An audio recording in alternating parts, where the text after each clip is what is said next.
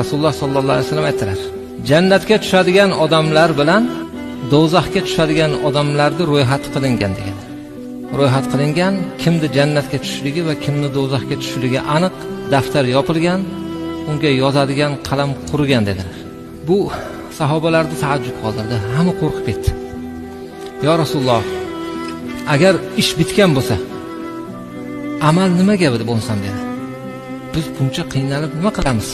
Ish bitgan bo'lsa, shunchalik bitganki, umuman o'zgarmaydi. Alloh o'zgarmasin degan. Uni Xudodan boshqa hech kim o'zgartira olmaydi va Xudo o'zgartirman degan. Amal nimaga bo'lsam deganda Rasululloh aytgan ekanlar, kim qaysi joy uchun yaratilgan bo'lsa, unga o'sha joyning yo'li oson qilingan dedilar. Namoz o'qishlik qanchalik qiyin narsa. Uni peshonasi sajda ko'rmagan odamlar biladi. Sizga qanchalik oson. Siz bu joyda 2 soatdan beri o'tiribsiz.